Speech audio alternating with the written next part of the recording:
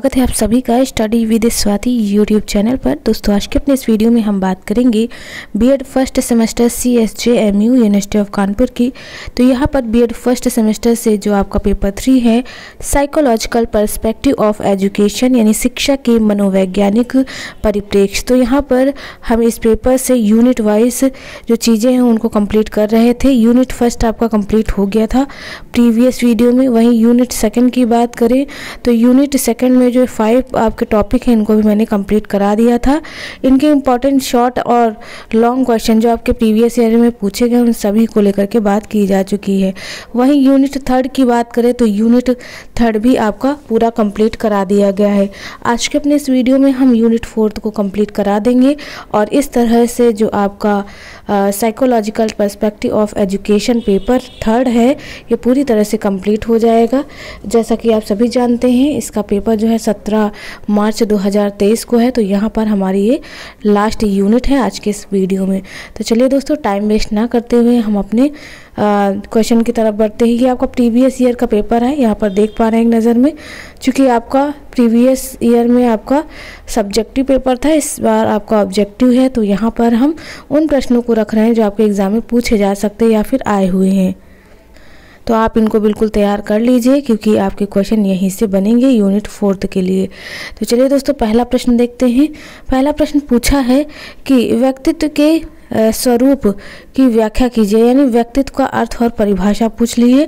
Nature of personality meaning and definition. तो यहाँ पर समान रूप से व्यक्तित्व का तात्पर्य हम लोग व्यक्ति के रंग रूप लंबाई चौड़ाई ऊंचाई व मोटाई अर्थात शारीरिक संरचना से लगाते हैं, लेकिन जो वास्तविकता है यह इससे थोड़ी भिन्न है। व्यक्तित्व शब्द की उत्पत्ति कैसे हुई क्या है इसको हम डिटेल में जानेंगे। तो व्यक्तित्व शब्द का अंग्रेजी रूपांतरण जो है वो पर्सनालिटी है। अंग्रेजी के इस शब्द की उत्पत्ति यूनानी भाषा के पर्सोना शब्द से हुई है जिसका अर्थ है नकाब यानी मुखौटा। यूनानी लोग जब अभिनय करते थे तो वो नकाब पहनते थे जिससे दर्शक यह न जान सके कि अभिनय करने वाला कौन है। ये लोग जिस पात्र का अभिनय करते थे उसी प्रकार का नकाब पहन लेते थे। तो इस तरह से आप जान पाए कि जो पर्सनालिटी शब्द है वह कैसे बना। व्यक्तित्व यानी पर्सनालिटी का अर्थ जो है वही सारी चीज़ें हैं कि अगर हम बात करें व्यक्तित्व तो व्यक्तित्व में एक मनुष्य का शारीरिक व मानसिक गुणों के साथ सामाजिक गुणों का भी समावेश होता है, किंतु इतने से भी व्यक्तित्व का अर्थ पूर्ण या पूरा नहीं होता। इसका प्रमुख कारण यह है कि तभी संभव होगा जब एक समाज के सभी सदस्यों के आपसी विचार उनकी सामाजिक क्रियाएं तथा संवेगों के अनुभव के बिल्कुल एक ही जैसे हो। इस स्थिति में व्यक्तित्व का प्रश्न उठता ही नहीं है। ठीक है, यहाँ पर मनोवैज्ञानिकों ने भी जो है पर्सनालिटी को डिस्क्राइब किया हुआ है। इसकी परिभाषा भी हम अभी देख लेंगे। यहाँ पर जो है इसका अर्थ जो है बताया है। व्यक्तित्व के लक्षण देख लेते हैं क्या कुछ हैं। तो यहाँ पर देखिए एक परिभाषा दी हुई है पर्सनालिटी का कि व्यक्तित्व एक व्यक्ति की संपूर्ण व्यवहार प्रतिमान और इसकी विशेषताओं के योग का उल्लेख करता है। ये बिग व हंट की परिभाषा है। व्यक्तित्व के लक्षण यानी आपको क्वालिटीज़ ऑफ पर्सनालिटी बतानी है कि क्या कुछ लक्षण या गुण हैं। तो इसमें कई सारे गुणों का समावेश पाया जाता है। पहला है शारीरिक गुण। शारीरिक संरचना का निर्धारण लंबाई चौड़ाई ऊंचाई तथा मोटाई से किया जाता है। एक अच्छे व्यक्तित्व के लिए स्वस्थ शरीर का होना अति आवश्यक है। इसका प्रमुख कारण है कि मनुष्य एक मनोशारीरिक प्राणी है। तो ये पहला विशेषता हो गई। वहीं दूसरी विशेषता की बात करें तो मानसिक गुण। इसके अंतर्गत व्यक्ति की बुद्धि निर्णय प्रत्यक्षीकरण सतर्क शक्ति स्मृति तथा विश्वास आदि को शामिल किया जाता है। वहीं सामाजिक गुण में कई सारे गुण हो सकते हैं, जैसे कोई आक्रामक करने वाला होगा, कोई दूर भागने वाला होगा, ठीक है, कोई अभिमानी होगा, कोई जो विनम्र स्वभाव का होगा। ये सारे गुण सामाजिक गुण के अंतर्गत आएंगे। संवेगात्मक गुण यानी दया क्रोध हंसी लालच साहस, ठीक है, त्याग, ये सारे जो हैं वो संवेगात्मक गुण हैं। लास्ट में है यौन भेद यानी सेक्स डिफरेंस। व्यक्तित्व पर लिंग का भी काफ़ी प्रभाव पड़ता है। ठीक है, लिंग भेद के कारण शारीरिक संरचना संवेगात्मक और सामाजिक आदि में अंतर पाया जाता है। तो ये हो गई विशेषताएं या गुण की अगर हम बात करते हैं पर्सनालिटी की। ठीक है, लक्षण, गुण, विशेषताएं, ये सब एक ही में कंसीडर किए जाएंगे। नेक्स्ट क्वेश्चन है कि व्यक्तित्व, बहुत इंपॉर्टेंट है, व्यक्तित्व के विकास को प्रभावित करने वाले कारक कौन कौन से हैं, ठीक है, कौन कौन से कारक प्रभावित करते हैं, तो क्वेश्चन आपसे इस तरह से पूछ सकता है। तो दोस्तों ये बहुत इंपॉर्टेंट क्वेश्चन है, इसको आप ज़रूर पढ़ लीजिएगा। तो व्यक्तित्व के विकास को प्रभावित करने में पहला कारक है वंशानुक्रम, दूसरा शारीरिक रचना का प्रभाव। तो अंतर्गत आप बिल्कुल पढ़ सकते हैं। चलिए नेक्स्ट क्वेश्चन देख लेते हैं। नेक्स्ट क्वेश्चन ही, नेक्स्ट आपके पॉइंट। अगला है जैविक कारकों का प्रभाव, कि जैविक कारक में मनुष्य को क्या, जैसे नलिका विहीन ग्रंथियाँ, अंतःस्रावी ग्रंथियाँ तथा शारीरिक रसायन, ये सब जैविक कारक हुए जो इंसान को प्रभावित करते हैं। दैहिक प्रवृत्तियाँ, दैहिक जो इंसान की ज़रूरतें होती हैं, शारीरिक, मानसिक, ठीक है, बौद्धिक, ये सारी। फिर है व्यक्तित्व के निर्धारक या प्रभावित करने वाले तत्व कौन कौन से हैं, उन्हें देख लेते हैं। अगला यहाँ पर देखिए, व्यक्तित्व के निर्धारक प्रभावित करने वाले कारकों में पहला है जैविक, जिसमें अंतःस्रावी अथवा नलिका विहीन ग्रंथियाँ, दूसरा है स्नायु मंडल, ठीक है। तो आप पॉइंट वाइज चीज़ों को पढ़ सकते हैं। शारीरिक रचना का स्वास्थ्य, वातावरण में आ गया कि भौतिक वातावरण, सामाजिक वातावरण, जिसमें परिवार आ जाएगा, पड़ोस, आस पड़ोस, ये सारी चीज़ें आ जाएंगी, विद्यालय, ठीक है, ये सारी आएंगी। आर्थिक स्तर पर कौन कौन से कारक हो सकते हैं, सांस्कृतिक वातावरण हो सकता है, ठीक है। तो ये इतने पॉइंट थे जिन्हें आप लिख सकते हैं व्यक्तित्व को प्रभावित करने वाले कारकों के अंतर्गत। आप जो है पॉइंट पढ़ लीजिएगा, अंतर्गत आप खुद से लिख लीजिएगा। फिर है नेक्स्ट क्वेश्चन जो पूछा जा सकता है, जो बहुत इंपॉर्टेंट है आपके बीएड के साथ साथ इसे यूपी टेट और सीटेट के क्वेश्चन पेपर में भी पूछा जाता है कि मनोविश्लेषणवादी कौन है, या मनोविश्लेषणवाद सिद्धांत क्या है। तो यहाँ पर हम अगर मनोविश्लेषण सिद्धांत या मनोविश्लेषणात्मक सिद्धांत की बात करते हैं तो बिल्कुल इसके जो प्रतिपादक हैं वह है डॉक्टर सिगमंड फ्रायड।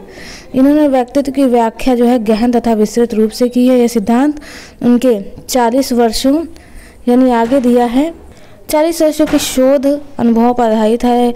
फ्रायड ने व्यक्तित्व के विकास के लिए व्यक्ति के जीवन के आरंभिक 5 वर्षों को अत्यंत महत्वपूर्ण माना है। उनके अनुसार जो है आरंभिक 5 वर्षों में बालक के विकास का संपूर्ण ढांचा तैयार हो जाता है और शेष जीवन में वह उस ढांचे को विस्तार ही देता रहता है। फ्रायड ने इस विकास के 5 भाग बताए हुए हैं। उनके अनुसार सबसे पहला मुखवर्ती अवस्था में बालक अपने अंगूठा मुंह में डालकर चूसता है, संतुष्टि का अनुभव कराता है या करता है। गुद अवस्था में वह मलमूत्र इत्यादि गंदी वस्तुओं को स्पर्श करता है, खेलता है तथा रोकने पर नाराजगी व्यक्त करता है। लैंगिक में वह लैंगिक अंगों को स्पर्श करके आनंद का अनुभव करता है।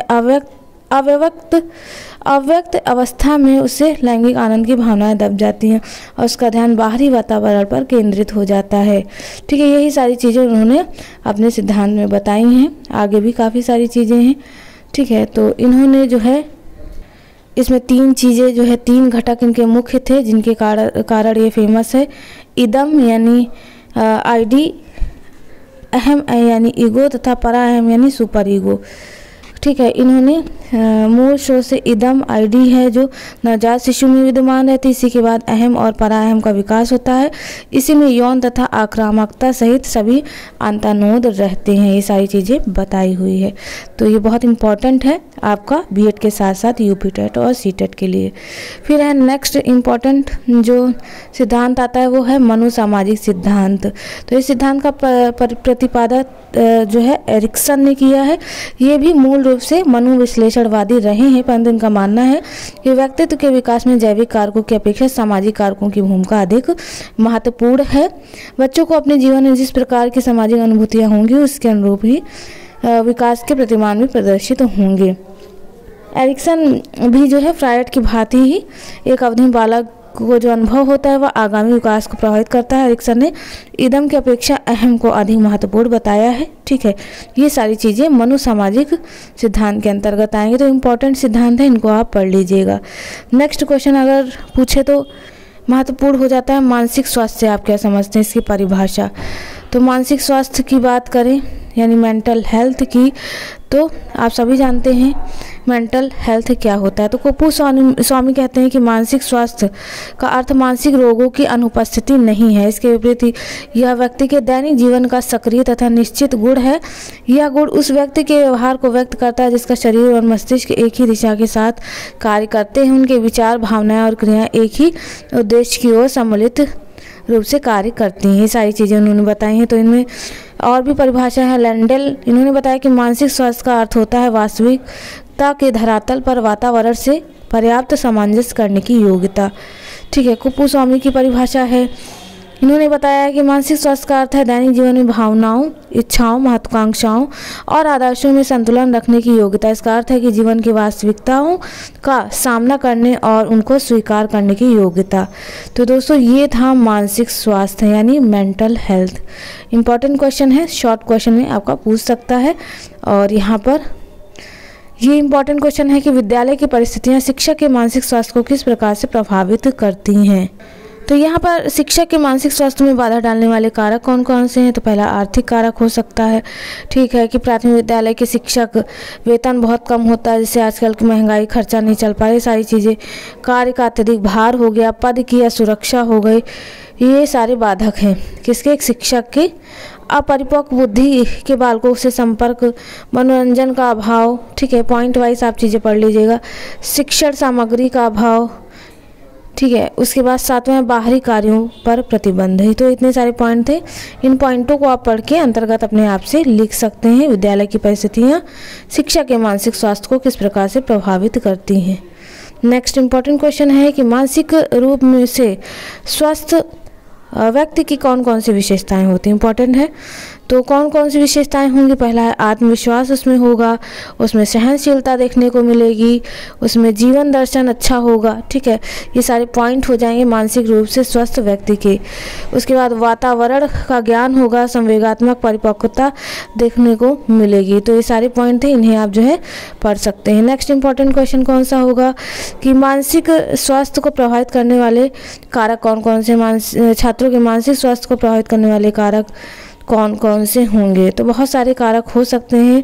पहला है जैसे शारीरिक कारक, दूसरा है वंशानुक्रमणीय कारक। ठीक है, इसमें अंतर्गत आप जरूर ध्यान से पढ़िएगा। थर्ड है पारिवारिक कारक, उसके बाद विद्यालयी कारक। ठीक है, सामाजिक कारक। ये सारे पॉइंट आपके वही रेपिटेटिव ही हैं, कुछ अलग से नहीं, बस आपको ध्यानपूर्वक पढ़ने की आवश्यकता है। नेक्स्ट है जीवन की विषम परिस्थितियाँ, ये कारक हो सकता है, और आर्थिक कारक। तो ये सारे कारक हैं जब भी हम बात करते हैं कि कौन कौन से प्रभावित कारक कर सकते हैं मानसिक स्वास्थ्य व्यक्ति के लिए। संवेगात्मक कारक, सांस्कृतिक कारक। ठीक है, ये सारे कारक हैं। 10वां है भौगोलिक कारक। तो यहाँ पर ये इतने ही इम्पोर्टेंट क्वेश्चन थे जितने मैंने आपसे बताएं, बस आप इन्हीं को पढ़ लीजिए। बहुत इम्पॉर्टेंट क्वेश्चन जो थे वो मैंने बता दिए हैं। इसके अलावा आपको कुछ पढ़ने की ज़रूरत नहीं है क्योंकि टाइम बहुत कम बचा है।